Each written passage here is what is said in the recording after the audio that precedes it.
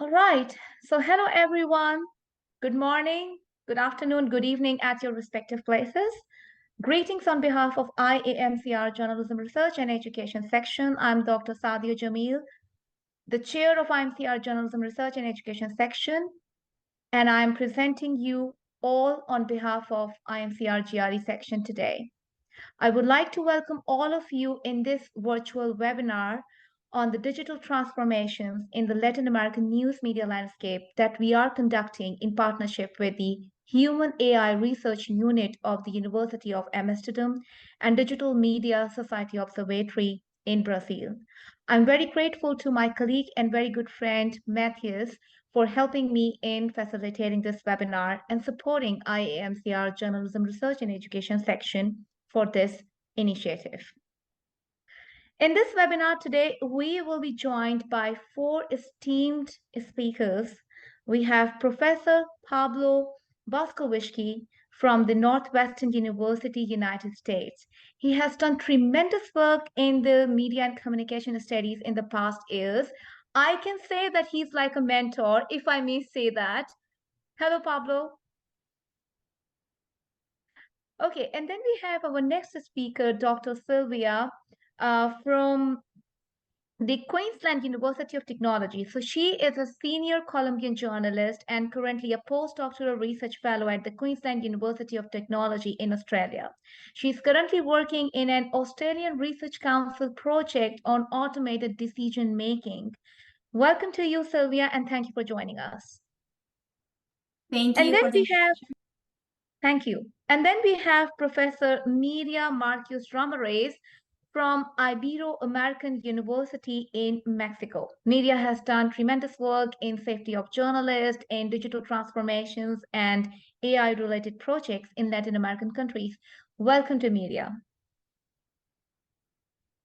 And then finally, we have Dr. Matthias Felipe de Lima Santos, who is currently a postdoctoral research fellow in the Human Research AI Unit of the University of Amsterdam, and he's also a senior research associate at the Digital Media Society Observatory in Brazil. Hi, Matthias. Thank you. So we will start our webinar today with the first presentation from Dr. Sylvia, who will be talking about digital fact-checking in the Latin American countries. Sylvia, the virtual floor is yours. Thank you very much. I'm going to start sharing my presentation. So wait a second. So I hope you can see the slides. So hi everyone. So first of all, I would like to thank Matthias for this invitation, also to Sadia for this invitation. And they are coordinating this fantastic event. And I'm very happy to share what we are doing at QUT. So our project, I'm actually representing a group of researchers. Our project team involves researchers from Australia, from Colombia, from South Africa, and we come together because we are very interested in how misinformation is addressed, particularly health misinformation, and in countries outside Europe, the US, and the UK. So this is a work in progress. It is about the emerging verification cultures in Latin America and how they are innovating and evolving with their practices and creating these new news landscapes on social media platforms. So first of all, I would like to begin with the current state of Latin American fact checkers by examining the data published annually by the Duke Reporters Lab that monitors, as you may know, the active fact-checking operations and all the funding sources of these operations. In Latin America, there are currently around 50 organizations in the region. They are divided between consortia, and operations dedicated exclusively to fact-check problematic information. And according to this report, the standard methodologies consist of rating systems and explanatory pieces, and also you can see in this table which countries have the highest number of organizations. Here you can see Chile and Brazil.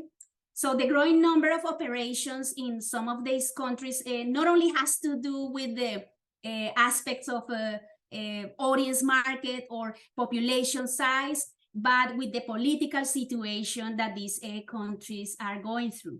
So for example, in the case of Chile, several of the current active initiatives were born during the students' protests in Chile in 2019. And they have this volume of misinformation circulating on social media platforms given this social issue or situation. So what is the context of our research? We started in 2021. We wanted to explore the transformation of third-party fact-checking organizations in the Southern Hemisphere during the pandemic. Here I'm presenting the case of 4 fact-checking operations in 3 countries in Latin America: Argentina, Mexico, and Colombia. We are examining content verification and distribution practices through the case of the COVID-19 vaccines, how these organizations were fact-checking and posting in the middle of the pandemic uncertainty, and also the political polarization about the vaccine diplomacy, and most importantly, the proliferation and import of conspiracy theories. So from the ideal viewpoint, fact-checking basically pursues the search for truth and accuracy through evaluating and corroborating public claims and facts, and it does so through logical reasoning practices in what Graves has called the Cartesian framework of constructing the facts. So, however, in practical ways, fact-checking is very problematic. And for example, in this study of fact-checkers, Graves talks about the difficulties that fact-checkers in the US have in the identification, selection, and verification processes. And hence he speaks of a transit from this Cartesian model into an analytical turn where explanation helps to construct these truthful narratives and conclusive statements. And he noticed that fact-checking is a very hard work, and to reach these conclusions, there is a lot of interpretation involved in the task of fact-checking. So these difficulties of the Cartesian methods of declaring truthful claims are also commented in the 2022 report, the reporter of Duke Lab reporters. And here in this report, the most novel fact-checkers talk about how the current rating systems are sort of rigid and constitute like a straitjacket, and that they must look for their more flexible scales and create instead stories about facts. And also this report notes that around 20% of organizations are less likely to use these scales and are characterized by being for newly formed organizations. So what happened in the Latin American case? Well, fact-checkers have existed without being named in this way. There has been a culture of pre-utterance fact-checking as a process of backing up evidence to legally shield news medias and to prevent major reputational and financial damage to the media in case of legal suits. And Weisberg's work states that in Latin America, the verification practices are highly influenced by legal rhetoric, for example, using words such as evidence, proof, using documents. More recently, other studies have analyzed how fact checkers have adapted these rating scales to their own ways, and they also use these verdicts, they use this language, and this is given the flourishing and the expansion of this fact-checking movement in the US since the 2010s, more or less. They also produce explanatory pieces, and they use, of course, all the toolkits available to detect misinformation, to use all the platform tools to detect this information, and also use algorithmic tactics to just make this information that they correct visible. So given these differences, we wonder if we could talk about verification cultures as in journalistic cultures. We could define these verification cultures as eclectic, diverse and combine traditional journalistic and algorithmic methods aiming to inspect, verify, and issue direct and indirect explanatory verdicts. Also, verification cultures are meant to be shareable because all these organizations are sort of having this presence online, and because of that, they are appropriating these specific platform affordances, and also using the vernacular ways of expressing on social media platforms to contend with this ambient misinformation. Sorry.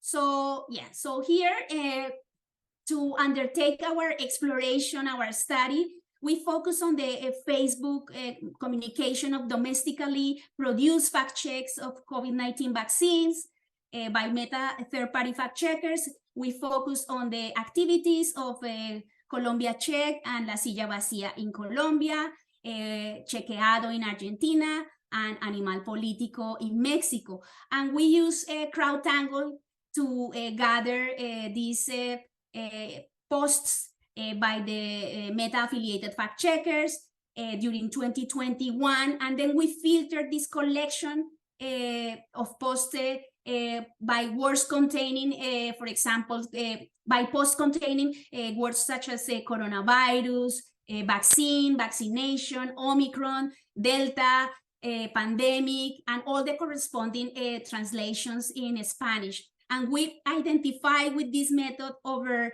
2,000 Facebook from the Latin American fact checkers, as you can see in this table.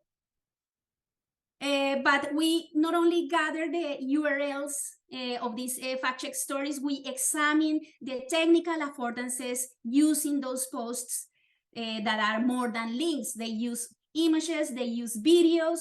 Here we can see what are the organizations that are more keen to use video than others, and also images. We can see how they use these technical affordances. And then after that, we analyze this data qualitatively. And then, of course, for example, as part of the, we found that as part of the LATAM Chequea in 2021, this is a fact-checking regional consortia created to cross-check misinformation. They produce very interesting pieces shared on Facebook.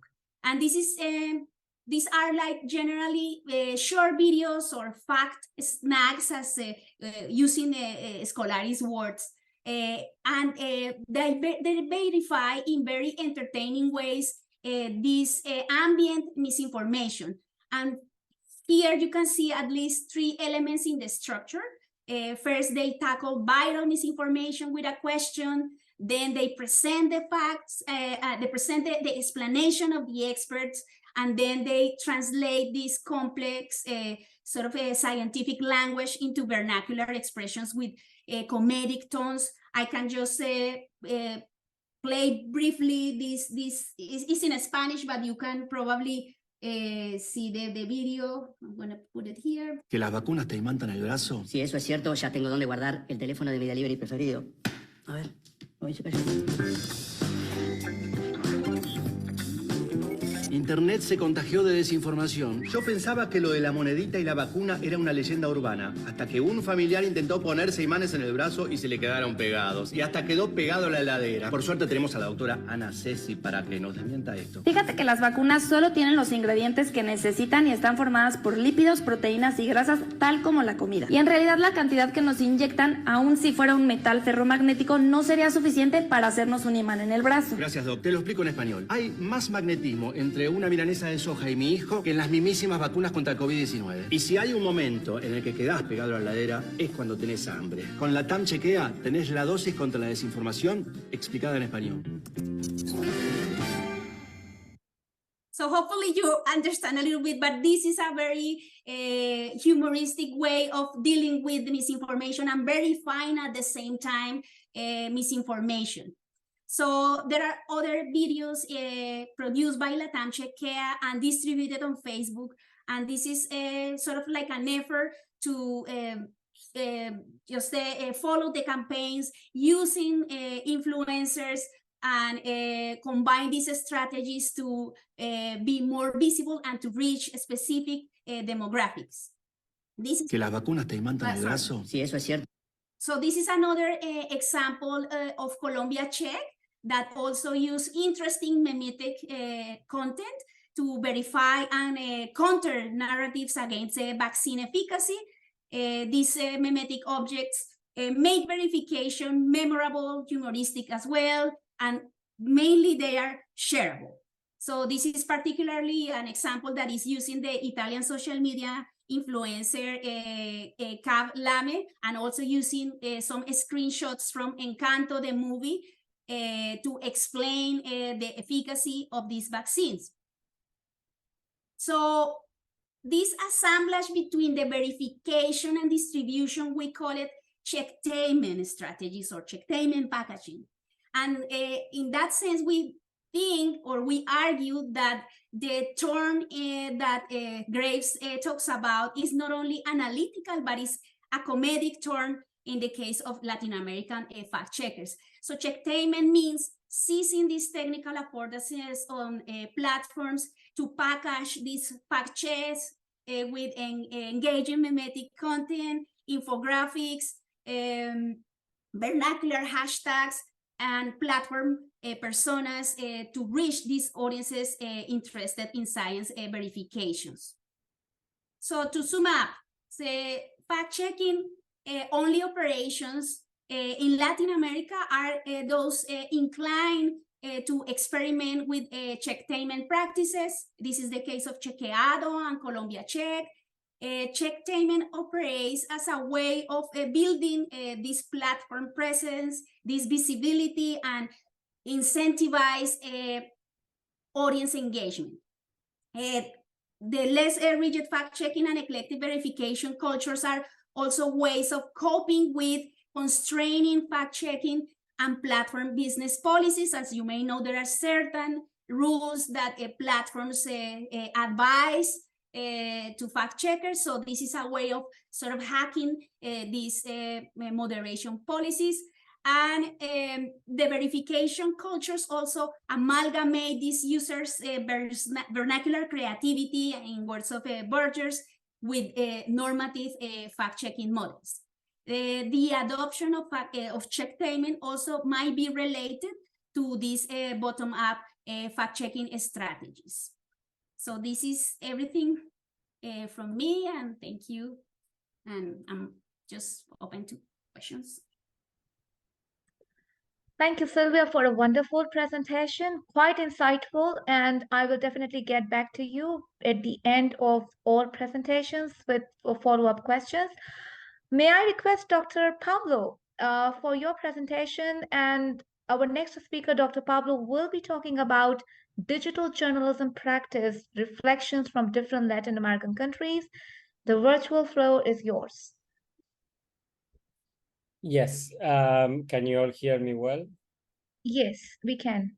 Brilliant. So let me put this in presentation mode. Okay, and can you see the presentation okay? Yes. Well, first of all, thank you very much, Saria and Matthias, for this very generous and kind invitation. And to my esteemed colleagues, it's truly a pleasure to be with you all in the panel, and to the participants who have got up either very early in the morning or are waiting to go to bed. So this is one of the beauties of doing this online, that we do not need to travel in order to be connected. But sometimes there are some sort of difficulties with time zone differences, depending on where you are in the world. So what I would like to do in the 15 minutes or so that I have available to speak is to summarize an essay that Eugenia Michelstein and I wrote for our introduction to the special issue on digital journalism in Latin America for Digital Journalism, because I think even though the material has already been published, it has some reflections that are worth discussing, I believe, in this context, and that are a little bit, unfortunately, evergreen. So the reason why I want to talk about what we do, not necessarily who we study, but what we do, is because what we do has a political implication, in the sense that all knowledge is political. As Steve Shapin and Simon Schaefer wrote in the remarkable Leviathan and the Palm, solutions to the problem of knowledge are solutions to the problem of social order. So the inequalities and the inequities that plague not just the world of journalism, but also the world of the study of journalism, digital and non-digital, are epistemological, but they're also political. And it is important that we attend to this politics of knowledge when we are trying to produce knowledge that is about politics. And in a sense, that inequality is a little bit of a twin issue, a little bit of a double entendre. As we know, the vast majority of the population lives in what now is called the Global South. It used to be called developing nations, and before it was peripheral countries. Regardless of the vocabulary that we choose, we know that there are striking inequalities in the world. There are striking inequalities in where knowledge, regarding where knowledge is produced and whose stories are told and from which vantage points. These inequalities mean that most of the research that is produced within the global north and about the global north, essentially where 14% of the world's population lives, and where all the journal editors in the field of journalism studies are based. But these inequalities not only disproportionately affect those that are most disadvantaged, but they also have significant poverty implications for the field as a whole, since all our knowledge is comparative, right? We all have an impoverished view of the world when we privilege one region of the world and turn that region of the world into the default setting and the view from nowhere in terms of the knowledge that we produce. This leads to a series of dynamics of not only exclusion, but also inclusion, because some studies are included very regularly and quite easily, some problematics, some areas of the world, while others are excluded very unproblematically and very regularly. In the essay, Eugenia and I identify 4 problems that characterize these dynamics of exclusion in the production of knowledge in our field. We call them lack of representativeness, lack of reflexivity, lack of decentering, and lack of cosmopolitanism. So what I want to do is take a few minutes to go over each one of them and then what they might mean and how to solve them. The first one is, it is very common if you publish about any place, any small state in the US or small province in France, you will not have to justify the representativeness of the findings. We read study after study taken with a sample of undergraduate students at the Midwest institution in the US, and no author is asked to justify, the place of that Midwest institution in the world. But we published a study about Paraguay, a study about Ghana, a study about the Philippines, and we have to justify why, right? And usually with, as I will mention in a few minutes, with some sort of an expectation of difference, that there will be something different and unique about this place that is worth the inclusion in the journal, whereas there are no such expectations when it comes to the issues of the studies conducted in the global north. What this does, this lack of representativeness essentially reinforces already existing inequalities, and it's an exercise of power. And as such, it maintains the status quo in a very mundane fashion, as scholars of power have characterized, and fashions that, not because they are mundane, they are not less effective. We know from Foucault and from many others that that's an incredibly powerful way of exercising oppression. Not only there is a lack of representativeness, there is a lack of reflexivity. That is, there is a certain naturalization of what is worth studying and where that is worth doing, that essentially naturalizes or reifies, in the language of Peter Berger and Thomas Lackman, reifies inequality, right? When we are doing study after study on a very handful of very wealthy countries that in part have built their wealth out of the exploitation of the not so wealthy countries, we are essentially naturalizing inequality in knowledge production and therefore in the political field as a whole. There is also a significant lack of decentering, in the sense that not only studies on the global north are naturalized, as taken as the view from nowhere, but they're considered to be the norm, right? And whatever happens outside of the norm, right? Whatever happens in the global south, again, where essentially more than 4 out of 5 citizens or people in this planet live, whatever happens there is considered to be sort of lacking in comparison to the quality of the polity, the quality of journalism, the quality of you name it, that is happening in the global north. It is by implication devalued, and it is by implication turned into a situation that should aspire to become what is happening in the global north. Again, this further reinforces issues of inequality. And as I alluded to before, there's only a significant lack of decentering. There's an incredible lack of cosmopolitanism. That is, the expectation among, as I see in reviewers, editors, the audience in general, is that the studies about the global south will be studies about the other.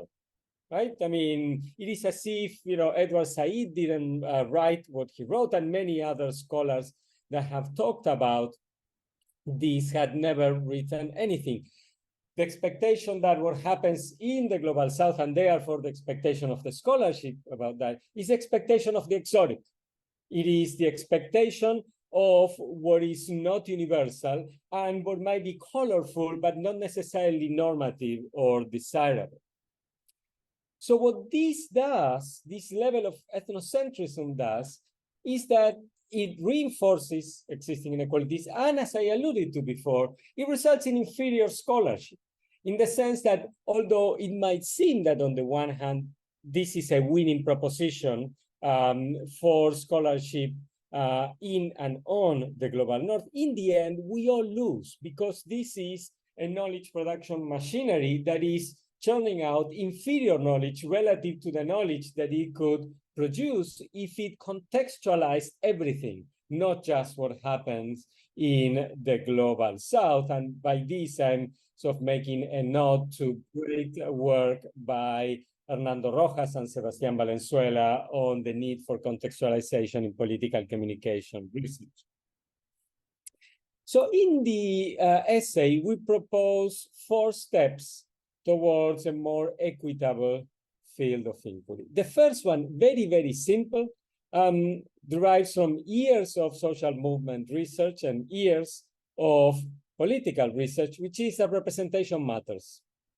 There are no, at the time we wrote this, and I haven't checked now, but there are no journalism studies journals that had an editor-in-chief based in any of the countries of the Global South. So if you take the more of 4 out of 5 people in this world live in the Global South, and of the handful of, say half a dozen journals, none of them, right? All the editors-in-chief are not there. That is not random, right? And that matters, and that creates significant striking consequences. I should note that digital journalism, which at the time we wrote this essay, didn't have a single associate editor in the Global South. Since then, they have appointed Magdalena Saldaña as one of their associate editors. So there is progress being made. It would have been nicer if Magdalena had become editor-in-chief. It would have been a stronger gesture, but at least there is a gesture. There is a long way to go, and it needs to happen because the world is much, much bigger than the handful of countries where wealth is concentrated for the most part at the global scale. The second one is that in the review process, editors and reviewers should require that all authors contextualize their findings with respect to other different national settings. If you're writing about the Netherlands, then you should conceptualize with regards to Ghana. Why would somebody in Ghana care about that? Why would somebody in Argentina care about that? How would those findings relate, right, about political campaigns, say, in Germany or in Canada? How would they relate to political campaigns in Colombia, in Saudi Arabia, in Indonesia? So it is important that contextualization is not something that is required of the scholars in the Global South and Latin America within, as part of the Global South, but to everybody. The field will become much, much better in the quality of the knowledge that we produce, in the parsimony of our explanations. Then all authors should be required, right, to essentially elaborate on what might be unique and what might be different, rather than assuming the universality of certain findings. And finally, we are all having this conversation in English, which is a language that is spoken in Latin America, but it's the official language of only a handful of countries in Latin America. And it is not a majority language in Latin America. In general, scientific communication at the global scale unfolds in English, right? And the fact that English is the de facto language of communication, it reinforces inequality across countries and within countries. It is only, people in the middle class and upper middle class in all of these countries which are comfortable reading and writing in English. So we argue that it is very important to move into a multi-language communication field. It is very, very important and not so difficult now as it was before with machine learning translations. There are certain software that are exceedingly good, and it can be done. So together with Eugenia and 15 other colleagues, we are running this year for the 5th year in a row, a pre-conference on global Latinidades, media and communication in global Latinidades for the International Communication Association. We have our conference in 3 languages. So people can submit and present in the 3 main languages of the region. Of course, there are many languages, many other languages spoken in Latin America. In a country like Bolivia, for instance, there are just in Bolivia 28 different languages. But these are not the only Spanish, Portuguese, and English only languages of communication in academia, and it would be very important to include indigenous languages as well. But moving towards a multi-language field would be very important in redressing these inequalities. Thank you very much, and thanks again for the invitation, and I look forward to your comments. Thank you, Pablo. That was a very, I would say, insightful presentation in terms of that. I have a lot of questions to ask you, but maybe at the end of all presentations. So I would like to invite our third esteemed speaker, Dr. Mireya, who will be talking about social media affordances and role performances in pandemic news. Mireya, the floor is yours now. Thank you very much. What an honor. And after Pablo's talk, I'm not sure I can engage you the same way. So this is a paper we just submitted to Digital Journalism. So I'm presenting this on behalf of my colleague and friend, Claudia Mellado, from Pontificia Universidad Católica de Valparaíso. And thanks to the Agencia Nacional de Investigación y Desarrollo, who partially funded this research along Universidad Ibero-Americana.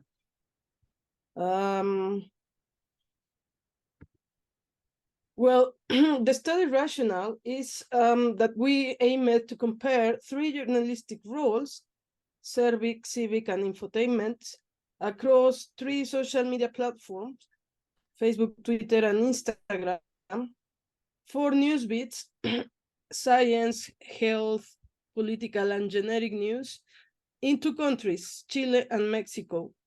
And by the way, we are drawing from a call from Márquez and Boczkowski that they call for more global South focus and analysis of social media concerning other social media through cross-platform research.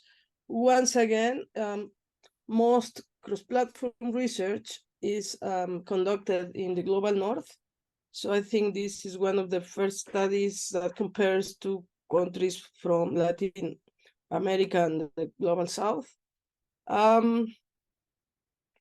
We also know that normative, contextual, institutional, commercial, and sociopolitical factors influence the way that some journalistic roles materialize. Either some content can address the audience as citizens through the civic role, as clients through the service role, or through spectators through the infotainment role. More on that later on. But at the same time, the literature says that social media logics can trigger the presence of infotainment narratives. So this is a role that is very present in social media because it's uniquely suited to social media narratives. However, in countries like Mexico, we had one of the highest death toll of COVID. So we were wondering whether on top of infotainment, roles like the civic could also materialize in social media news posts across these 3 platforms. At the same time, we were wondering whether the nature of thematic news and the wider societal context are also key drivers of the presence of these roles. From the point of view of social media affordances, calls for affordances research that builds at multiple levels of analysis and across different contexts of communication and technology usage have also contributed to this study. So very quickly, our research questions are how the civic, service, and infotainment roles materialize in social media news post on COVID-19. Let me tell you that this is not our first paper on civic, service, and infotainment. We have already an 8-year tradition of developing these concepts, the concept of journalistic role performance. This is a large cross-national project, one of the few led in the global south by Claudia in Chile, with 37 participating countries. I'm really proud of the project and what she has achieved as a female scholar and as a scholar based on the global south. So that's why I'm not going into detail about the very key concept of role performance, but they have been empirically validated and theoretically constructed, so there is a long tradition about that. However, in the first wave of the project, where only 18 countries were participating, we only focused on newspapers. Then, in this wave, we focus on print, television, radio, and online platforms. And then in the pandemic, we decided to extend the project, at least theoretically, to analyze social media platforms. So this is like an extension of the project. We didn't know whether many of our findings from traditional media would be sustained across social media platforms as well. And that's why we are using the social media affordances framework. So our research question 2, sorry for the mistake here. We're wondering how these 3 roles vary across 2 countries, Chile and Mexico, for news beats and 3 social media platforms, as I said. And most importantly, which of these variables account for weighted variation of role performance? We do have one hypothesis that infotainment is going to be the role most present in the 3 platforms, because there's already many studies about the COVID, the pandemic news and COVID-related news in social media. So all the literature, all the evidence points at infotainment being a or elements of infotainment being prevailing across social media, but we don't know how that varies across platforms and what happens with the 2 other roles. So this is interesting because on the one hand, if you read the literature on health communication is very normative. They expect news to provide a service orientation. They expect news to inform about risk responsibly, so the people can make health protective decisions instead of panicking. So the medical community advocates for responsible and public-oriented coverage of health crisis, and they discourage sensationalism. And sensationalism is one of our indicators of infotainment. So they claim, and there are studies that claim that the more alarmist the coverage, the less likely people are to make safe protective measures with respect to COVID. At the same time, at the role perception level, health journalists and to some extent science journalists tend to endorse service and civic-oriented roles. So they see themselves as providers of information, so people can make good decisions. So obviously, the obvious question is to what extent these role orientations materialize in actual content.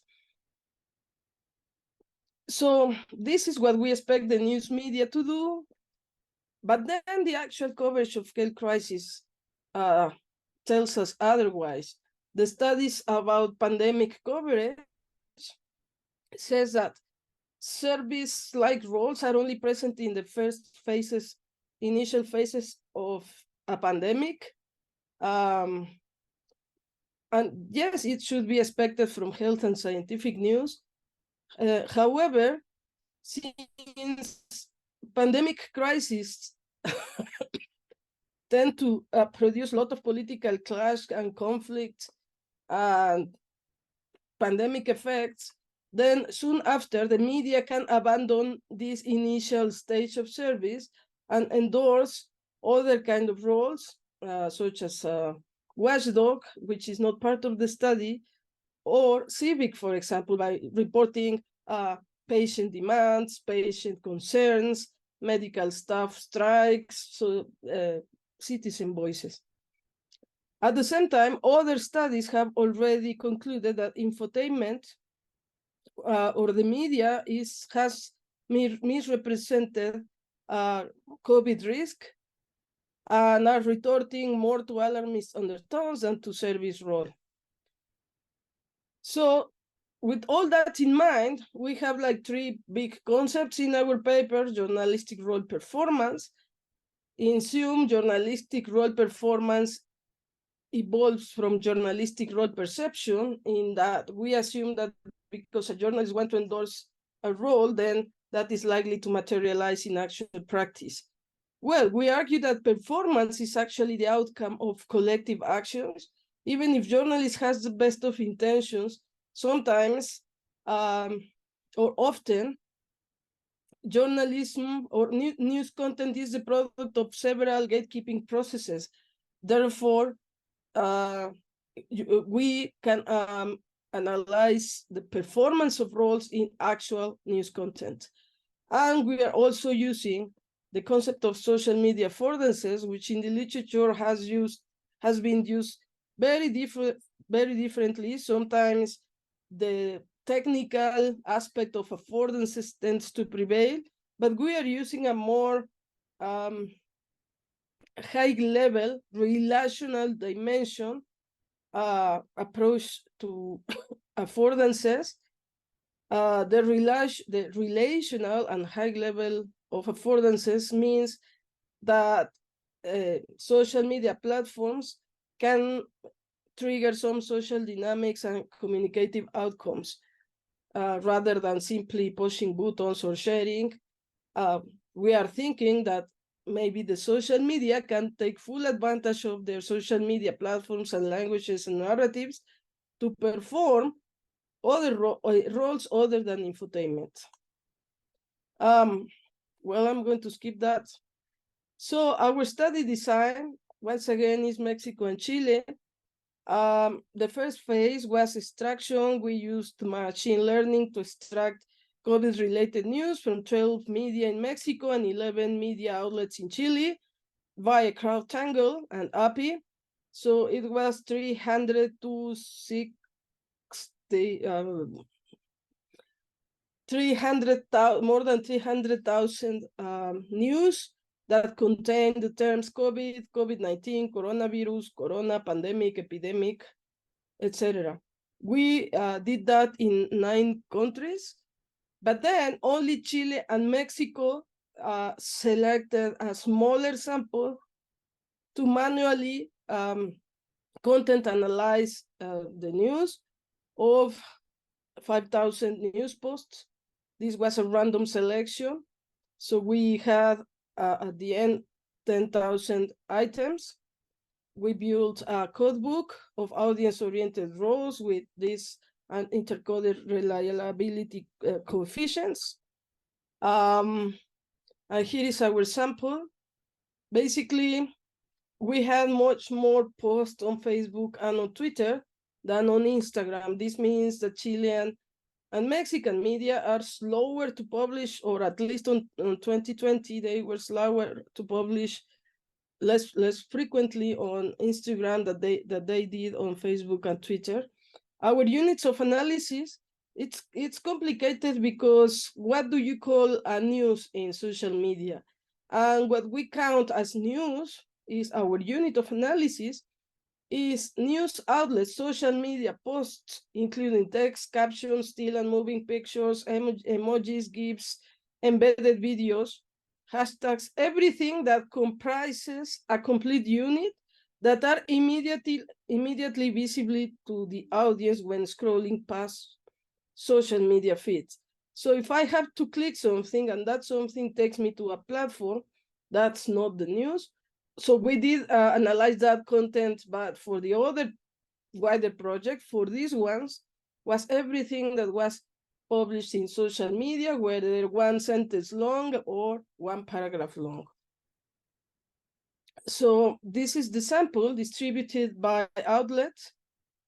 We have newspapers in both countries, online outlets in both countries, TV outlets in both countries, and radio outlets. And these outlets were selected to be representative of the national media system in each country. So we are not taking regional media, but more national media of all political orientations, etc.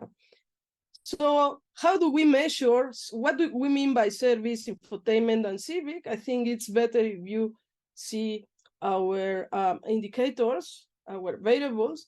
Service is more consumer oriented. It consists of providing advice, tips, impact on everyday lives and consumer. So for example, a news on 10 ways in which you can protect yourself from COVID in the public transport, we would qualify that as containing service news. Or learn how the new vaccine works, that would qualify as service news.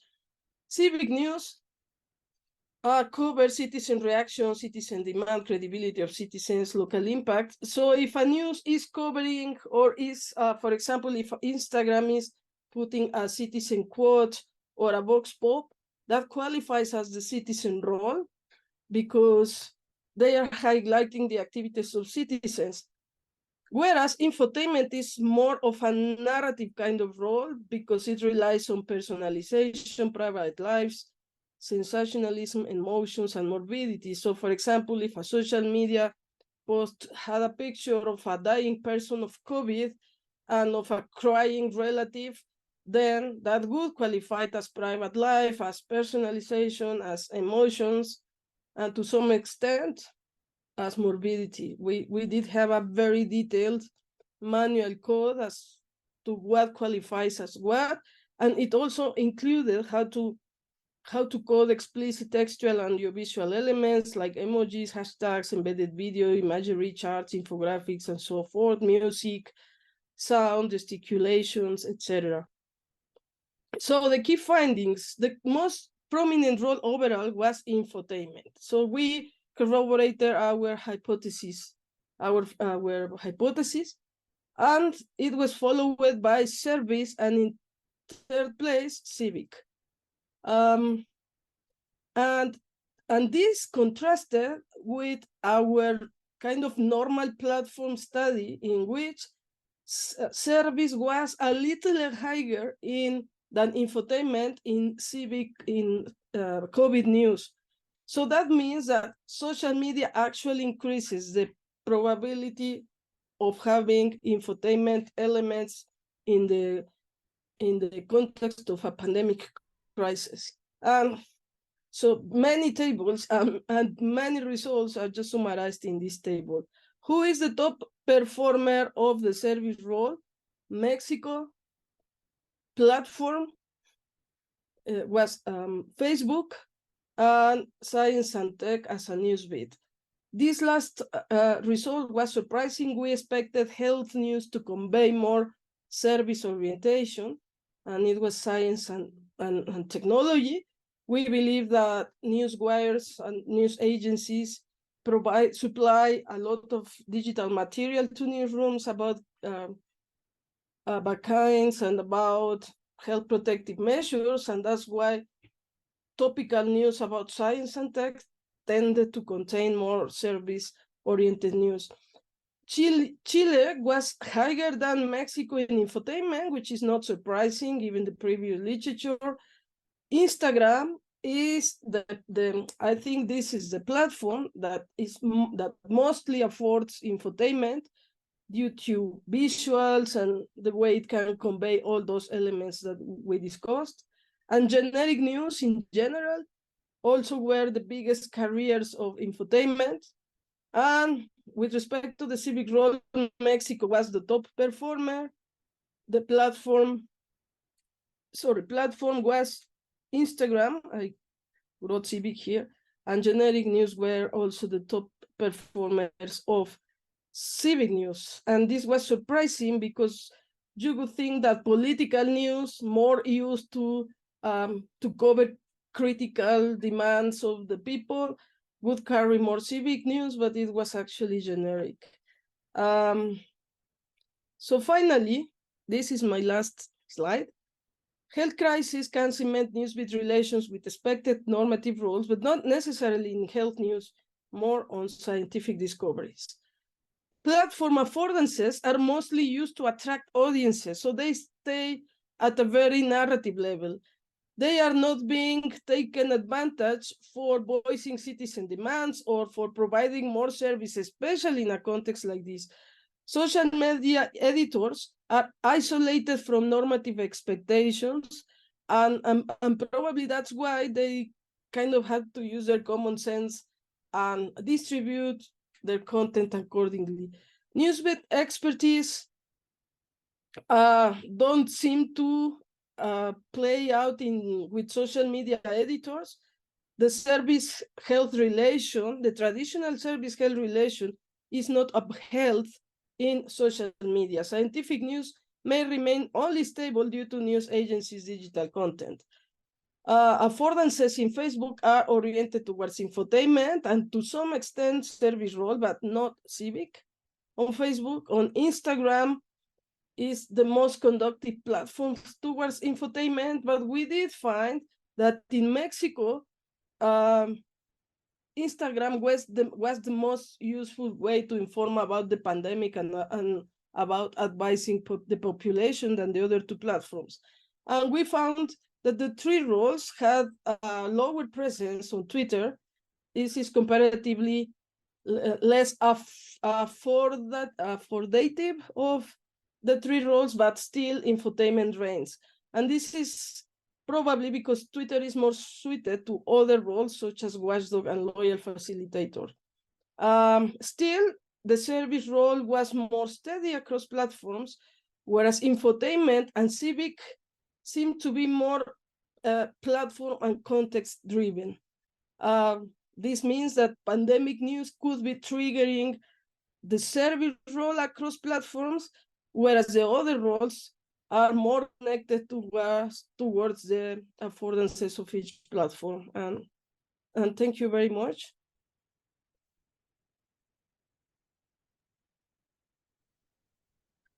Thank you, Mireya, for a very insightful presentation. And I will be having some follow-up question regarding journalist role performance, not only for health communication, but I will be more interested to talk about what about to address environmental crisis and environmental communication. But I will be having a follow-up quick questions from you later on.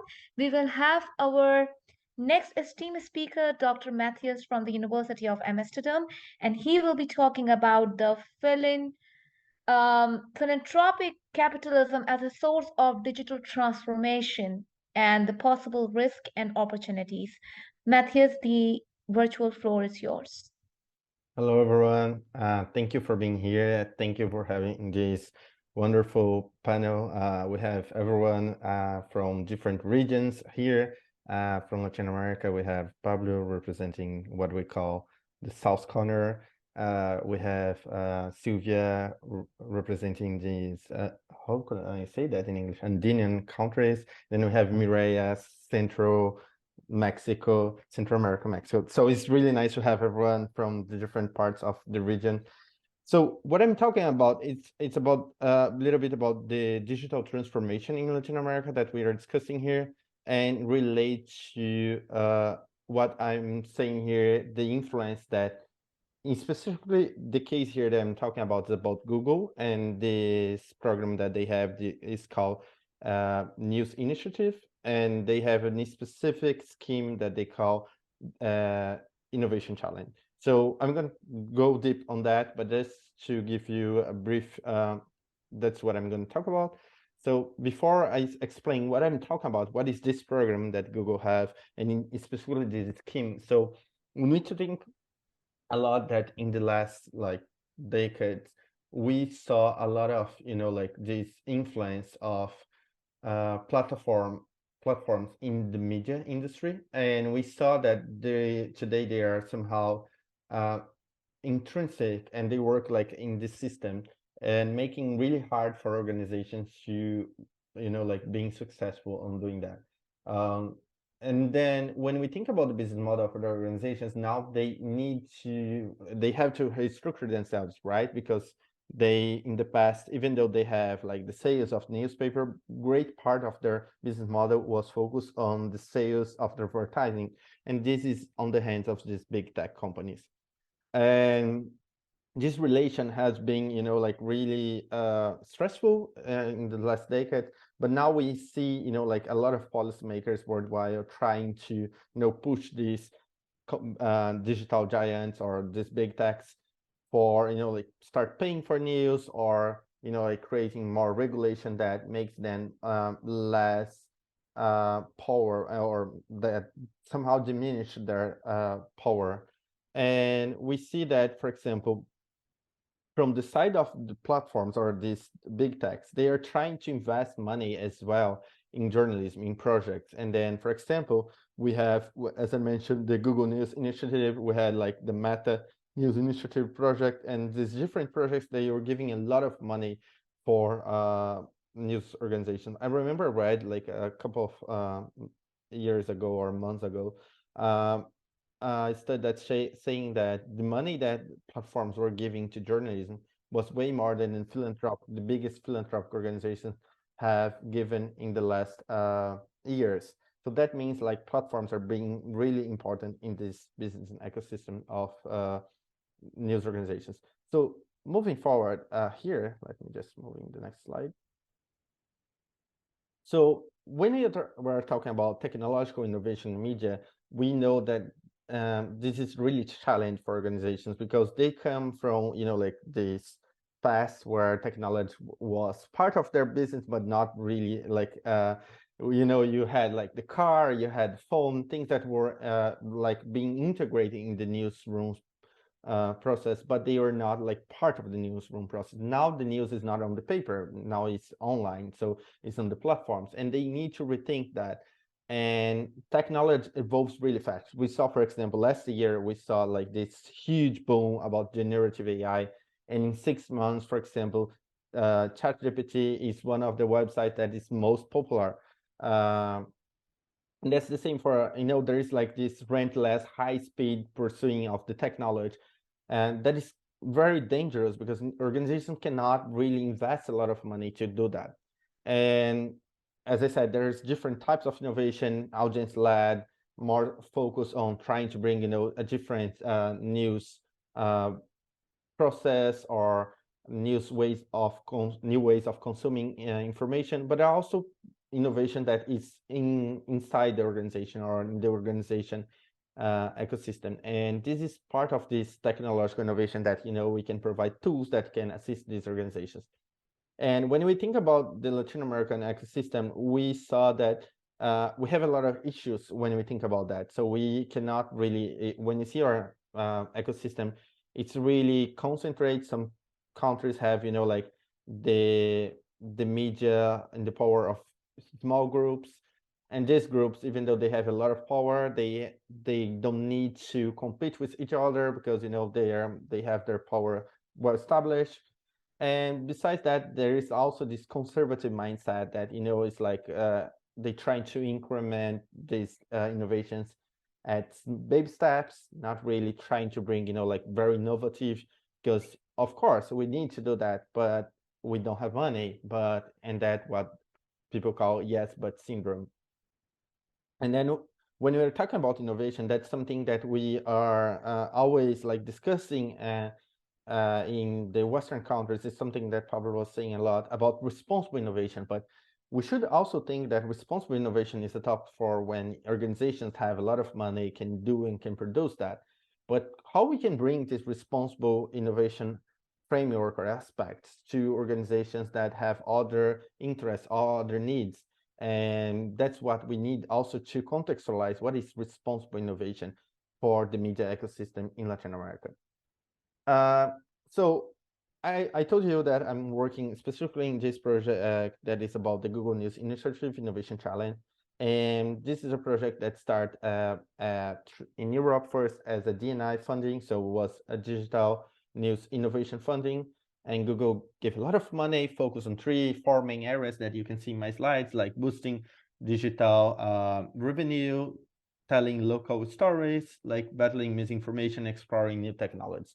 Then they create something based on that they call Innovation Challenge, and they still giving a lot of money to develop this around the world. They said here like first part 4 million for the Innovation Challenge and YouTube innovation funding programs.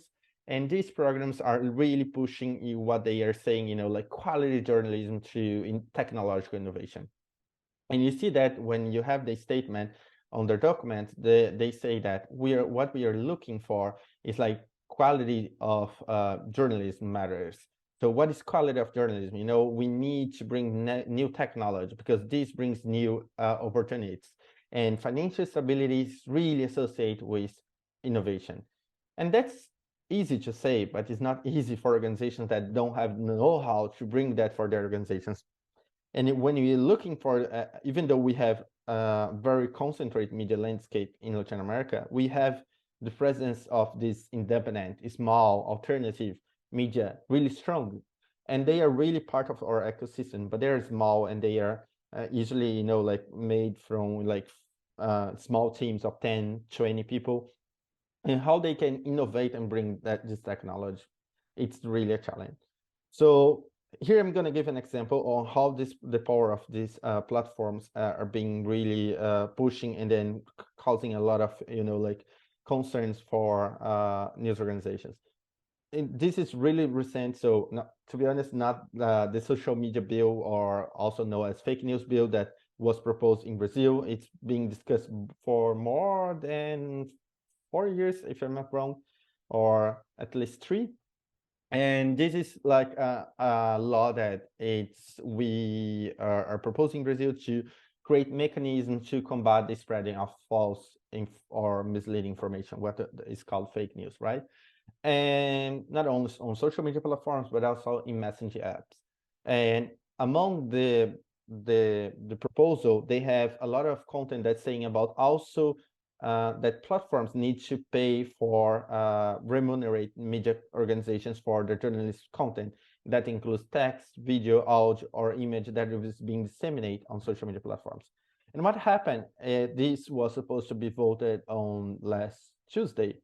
And then Google started doing this, saying like this fake news bill will, it's saying somewhere here, the fake news bill could increase your confusion about what is true or false in Brazil. And here on the top is saying fake news bills can worsen your internet. So they're really using their power because, you know, like a lot of people can have access to the Google search engine, and they will like really see this call to click and read more about, you know, like the risk that this fake news bill could cause, which is not reality. Why? Because according to Google, what they are doing is like they are one of the largest funders of journalism in the world, and they invest in millions of reals for, you know, like training and partnership, and including what I showed you about this innovation challenge scheme.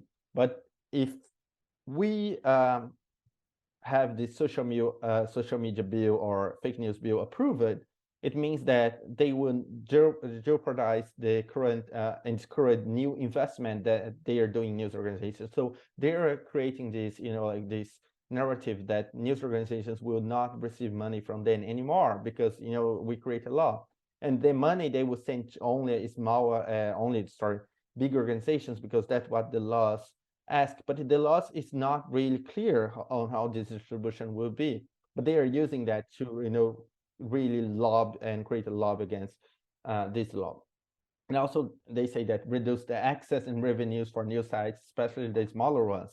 So they're using the, you know, like, because even though the smaller ones don't have the huge audience than the other ones, but they're, you know, way bigger numbers. So they are trying to push, you know, that they don't have support, and people start, you know, saying that they don't support this bill. And then we have the concept of philanthropic capitalism that helps to explain what is happening with these platforms. So philanthropic capitalism was term coined by Matthew Bishop and Michael Green to describe these programs that philanthropic organizations were like creating to invest in some agenda that they believe they will have like investment over the long time. Usually this money would go following, you know, like rules that were very focused, for example, in this business mindset. So you have the money for a really short period of time. You need to have like really KPIs and goals that are feasible and really short period of time, which is not really the reality on news organizations because they don't have this media management mindset, and then they can really create and something from scratch in really short time. But that's what philanthropic capitalism is. Not only applied for the media, but it was applied for different fields.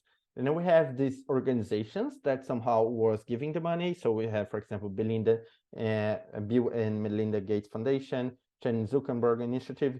We have like these kind of organizations that were responsible to give money from these founders to these institutions, to these organizations, to these civil society actors, which was not clear as well how they were like selecting and how are they being accountable on which organizations would receive that. And these governance and policies that they were implement was also really a challenge for, like for some of these organizations. Having said that, so we try to understand this from, from the perspective of what is happening, using the GNI Innovation Challenge grantees in this region, which is Latin America, in these countries, and what are the emerging technologies that they were developing. These are some of our research questions, but then it's a large project, so we have different research questions that we were answering. So we did interviews with more than 20 organizations in Latin America, spread across all Latin America, and we also look for the description of the project that they proposed for to Google, and this is available on Google website, even though it's really short and it's not very descriptive, and it's like the very first version. When they develop the project, everything moves to another direction, and then we analyze this data to understand what they were proposing. So as you can see here, it's an overview on how these grants were spread across Latin America. We see that there is a huge concentration in Brazil and Argentina, which is also something that concerns us because there is a lot of interest in developing, the media landscape in other countries, for example, Paraguay, Guatemala, Venezuela, that has a lot of issues, but it would be nice to have this development.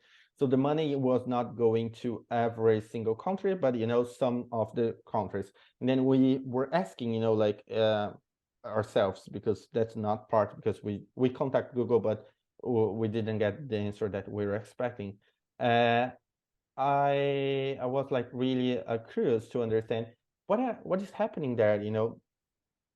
It's like really because these countries are proposing better projects, or it's because these other countries were not aware of this grant. So something that we need to explore and have, working with Google to see how we can, spread this project all over Latin America, not only to the biggest countries that have, most established media organizations, and that something like that.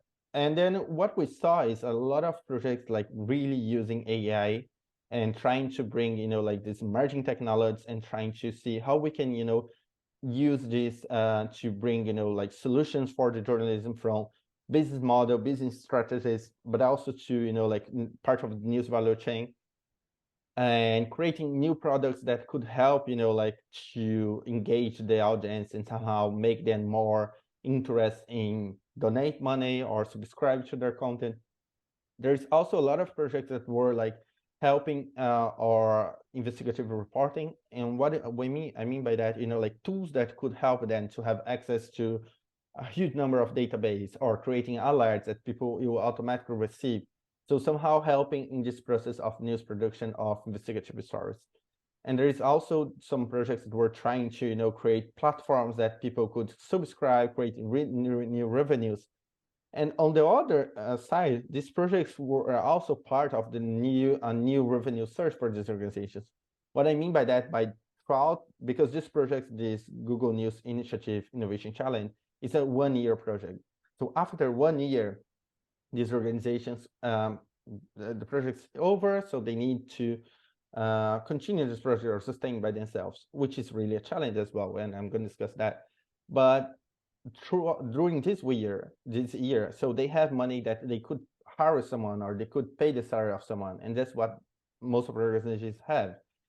Even though this project is co-financed, so co-funded, so part of this project needs to be funded by news organization and the other part by news outlet. They managed to hire people throughout the time of this project as well.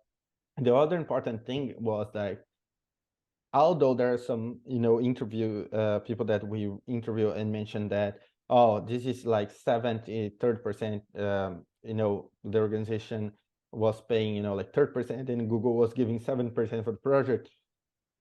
Sorry, the numbers varies across the organizations when you're asking. Some of them were not sure, and etc. So that's something that was really interesting to understand. Why is this happening?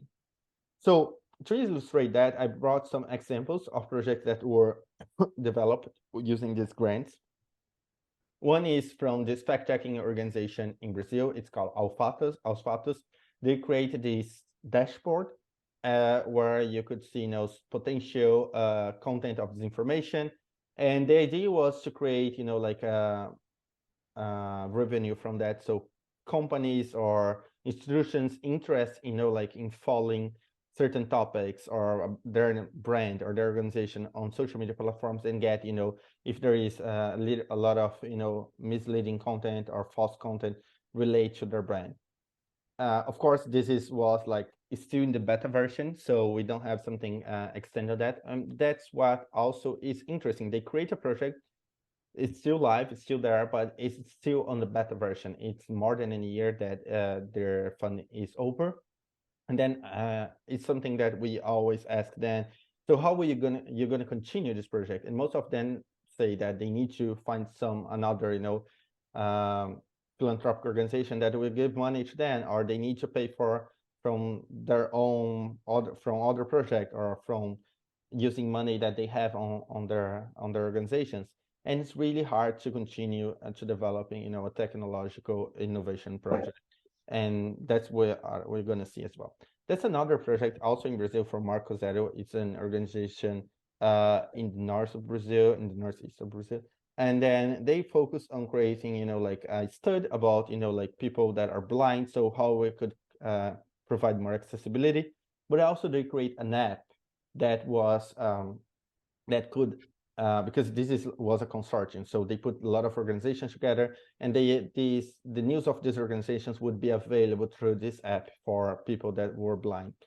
That's really interesting project, and this is very important project because these people are more exposed to this information as they are not able to read news. However, they face a lot of issues to develop that. For example, they could not integrate different content management systems, CMS.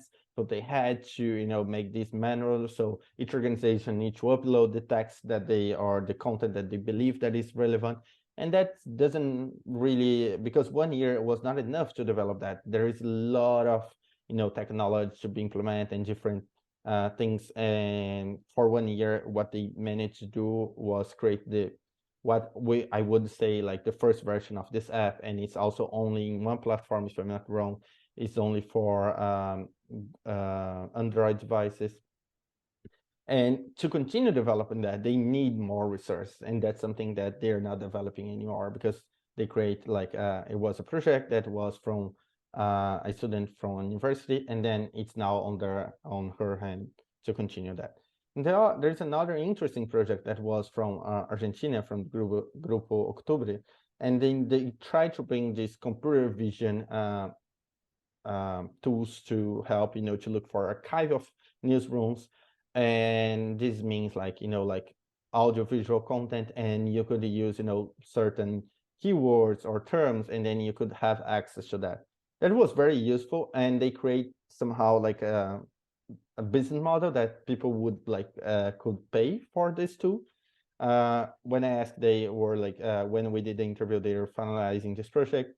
But it's interesting to see if they are able to make other newsrooms or other organizations to subscribe to this tool, because it's an expensive tool, because it requires a lot of computing power, and this computing power requires, like investment, and I'm not sure if they were able to make organizations to pay for that. And the other example, I have 2 others, and then I can summarize here the findings.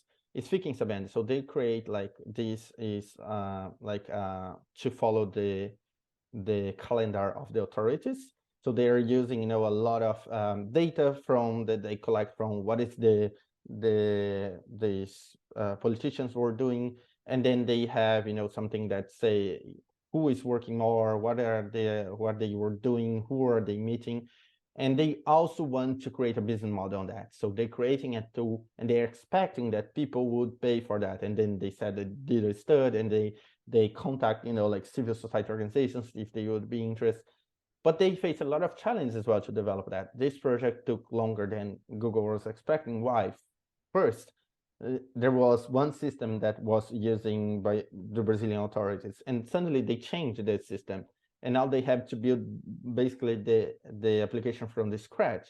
And that requires a lot of development. And that's something that is also, they face a lot of developing this project because they are not aware that something can really change fast, and then they don't have the team, or they are hiring, a company, and then they pay the money for a certain time. And the last one that I want to present is the one from CLIP, is the Centro Latino-Americano de Investigación Periodística, which is based in Costa Rica. So they create a platform that they call Nina, where you could have access to database from different database for investigative journalists, and then the journalists in Latin America could see the data related to their countries. So they try to integrate different data sets and focus on the different countries in the region, and the journalists in Latin America could do this cross-border projects and have easy access to only the data related to the region. And that's very interesting because this also helps to assist the journalists in their news production and mainly investigative reporting. But also at the same time, they create this tool that requires some investment from them, and they manage to get money to continue developing this project. But it's something expensive. They are not creating a business model right now based on this tool, but they see there is a potential to create some alerts that is designed for certain customer clients that want to subscribe to this tool. So these are some of the projects that they created that I just want to illustrate what I was saying. And what I'm saying here is that before we had like the platforms, they have money. So what they did is these platforms, they have money and they give the money for news organizations. And these news organizations have a lot of challenge to develop this project. And most of them are, on early stage, or we could call MVP, or we could call the beta version. And they, after this 1 year, it's something that they're not used to develop technological innovation. So it's hard for them to continue developing that later. So it's something that they're trying to understand how we can continue developing that. And something that they face is like, it's expensive, we don't have people enough. And so what I believe we need to discuss here is how these organizations are becoming dependent of these revenues that are creating, So they are to create these projects, they are dependent, and these platforms are the ones who have power and decide for whom this money goes and when and for how long. And that's really an issue. And when we're creating technological innovation projects, they have a lot of issues, these newsrooms, to like IT personnel, because some of them are really small, they don't have, when they have, they are not really focused on developing news products. The hiring costs are really high, so they need to compete with organizations that are from the Western countries, and they keep paying dollars, euros. And also there is like this reliance on third-party vendors that are able to deliver that, but then there's a contract. And for example, was the case of Fiquem Sabendo, if everything changes suddenly, so it also creates new costs that were not established when they proposed the project.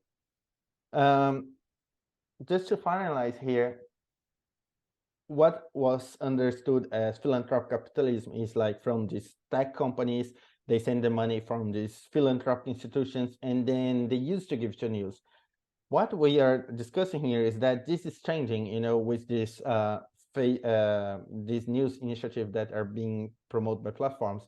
They are giving the money directly to journalism, and they are giving the money to create technological projects that are somehow interested of these organizations. But this is not sometimes sustainable for these organizations. They are able to develop a project, but how they can continue this project later. That's part of the discussion that we saw here. Even though they are really able to create innovative projects, bring emerging technologies, but something that's not sustainable if they don't continue to have money. And then one of the questions So bringing this idea of philanthropic capitalism, these values of, startups, business mindset that, you need to develop a product in 1 year and this is going to be sustainable. Maybe it's not applied to journalists, to media organizations, because they have another time and also another way to develop things. So to conclude, so we discussed a lot about that DNI. This is a project that I work with a couple of colleagues. So this week we published one about Asia and Middle East, and now we hope we have soon this study about Latin America. And this shows that there is a lot of issues on trying to propose a scheme that is this innovation challenge that will develop sustainable business models that diversifying the revenue streams. Because what we see is like very early solutions that has a lot of concerns. And also this philanthropic capitalism, it's somehow it begins with limited transparency and accountability involved. So we don't know who is receiving these grants and why they're receiving these organizations, why other countries are not receiving that. And this also might have a lot of relation where these offices of these organizations are. So we have offices in Brazil, we have offices in Argentina, and maybe that's the reason these countries are receiving more grants than the other ones that they don't have offices. And also we need to pay more attention of these nuances that philanthropic capitalism have because they are changing, this idea that philanthropy was something really important in this independent, smaller news outlets in Latin America. Yeah, that's it. Yeah. Because he's leaving now, so I would like to say him thank you. Professor Pablo, thank you so much for joining us. I had a couple of questions with you, but of course, I will be inviting you very soon for yet another JRE virtual event. And of course, I look forward to welcome you in China at the University of Nottingham. I will be in touch with you, and I really hope to see you in China at University of Nottingham. So I will get an opportunity to meet you in person, and we will be hearing you right live at our university. Thank you for joining us, and I will write back to you. And thank you, everybody. Sorry, but it's after our time, and I do have to leave to another engagement. Thank you. It's okay. Thank you. Thank you. Sorry, Matthias, to interrupt you because we had to wrap it off with him, but I will get back to you with a question and we will be talking more about your conclusion when I will get back to your question. Is it okay? No, yeah, it's over. Okay. It's fine. Yeah. So Sylvia, I'm sorry, it's already too late in Australia. So may I have a quick question with you? You were talking about the verification culture and the fact checking. So I'm just wondering what you think about the fact checking methodologies, particularly in those countries that have very poor gatekeeping process and verification culture, and journalists and news organizations, they are not trained. For example, I can give you example of, for example, Pakistan, India, and many of the countries in the global south, roughly, I can say that they do struggle with the issue of news verification process, which is very weak.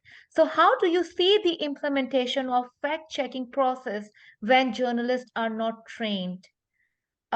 Do you think they are able to implement on these methodologies? Well, I cannot talk about much on these countries, but definitely the work that the International Fact-Checking Network is doing in training and accrediting organizations that want to be recognized and acknowledged as fact checkers is very important. And they have this very good initiative for civic initiatives that want to really follow these procedures, learn how to select, create their own rules.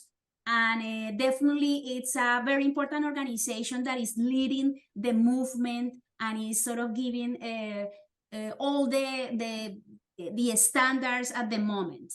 And again, even though we have this organization and even though the fact-checking online, it's so recent and it is very innovative. Of course, all of the organizations, I think, struggle with following these methodologies, and precisely because of in the report, they were saying that, yeah, it's very difficult to create these stories, and also we invest lots of time to fact check specific claims.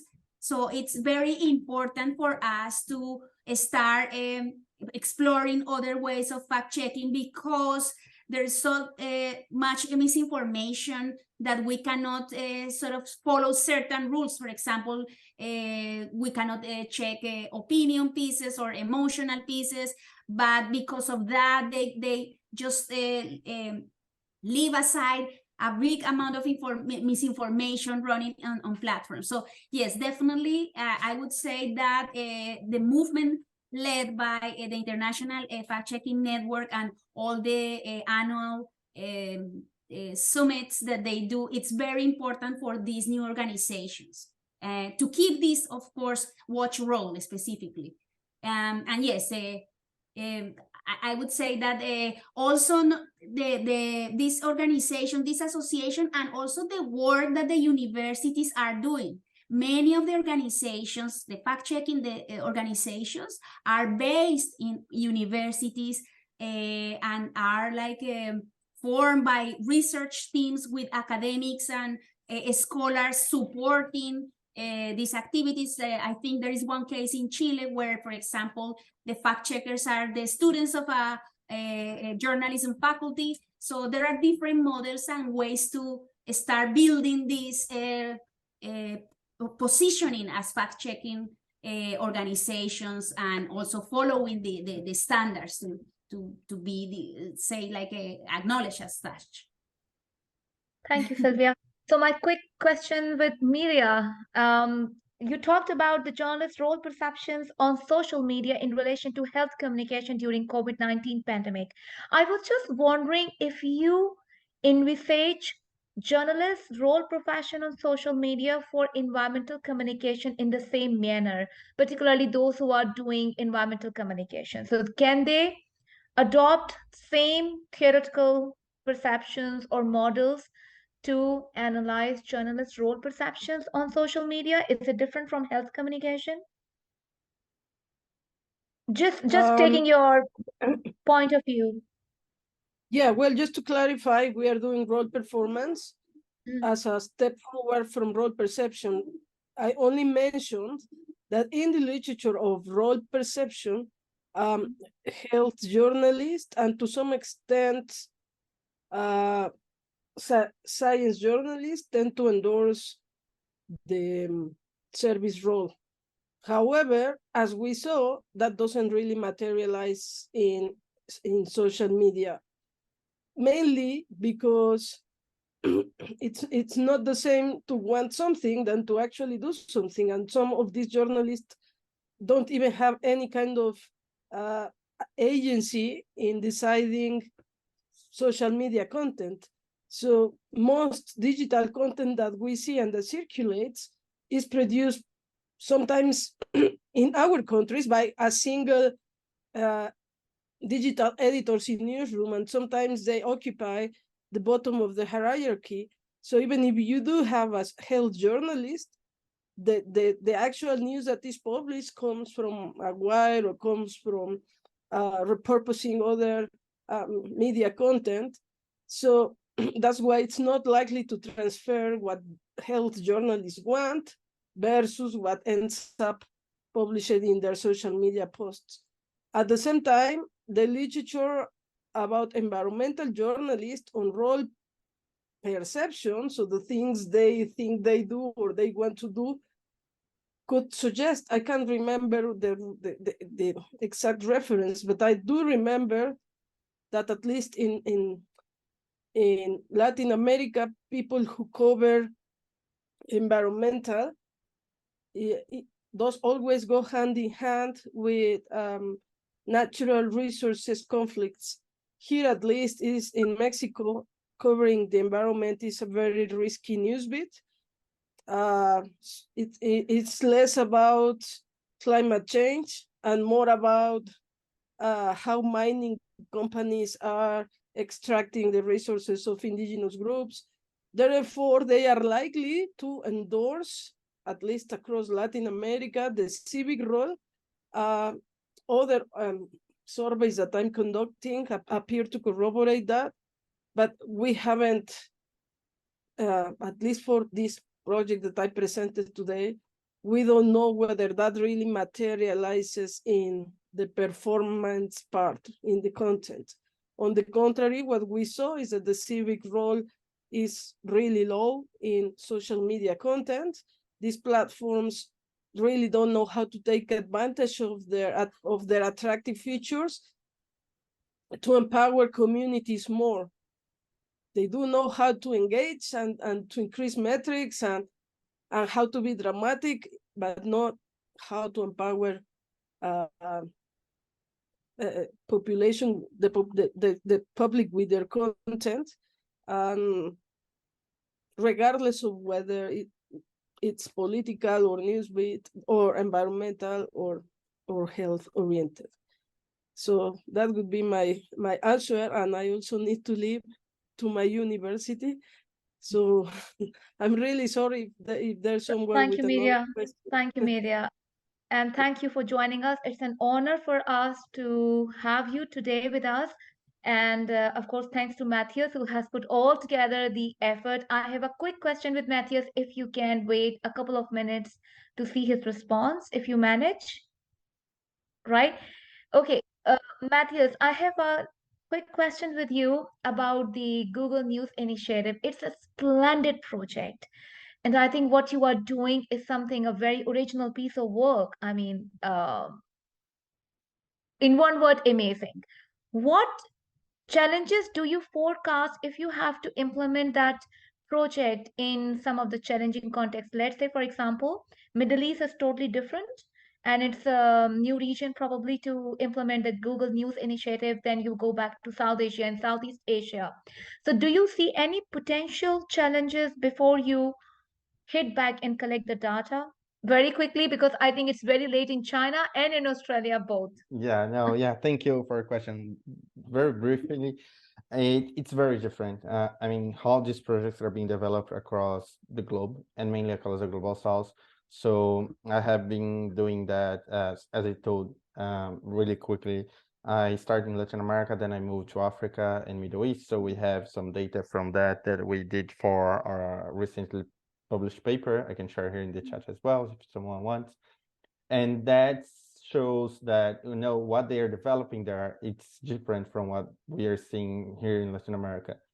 Maybe in Middle East, some of them are trying to use AI as well, but in Africa, it's more about developing, you know, like basic technology that can sustain the organization. So having a way to connect SMS, so having a website, a news portal that they don't have right now, having a way to get the, you know, information from the audience. And in Asia, it's another world as well. And they have also the cultural background changed a lot on how they are dealing with these grants, because the way that they treat this grant and the way that they see this grant is also different. Or while some organizations see as a potential to develop a project and hire someone for 1 year, other organizations see as a quality, you know, like award or something that people can recognize then, and then they can receive more money from other philanthropic institutions. But to summarize is that. Okay, I will get in touch. Of course, we will have more follow-up events. It's already midnight in China, and of course, more than midnight in Australia. So thank you, Sylvia, for contributing this much at this time of night. I'm also very tired, so I will wrap off. But before I leave, thank you so much, Matthias. You have put a lot of effort for facilitating this webinar, and you have supported me a lot.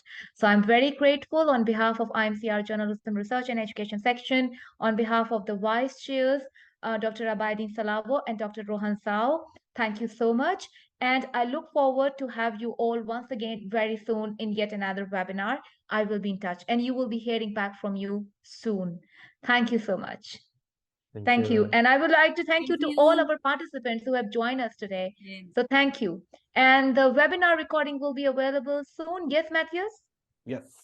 And we will be sharing, of course, in public, right? Yes, definitely. Okay. Thank you. you. Thank you. And love you both. Bye. Bye. Bye.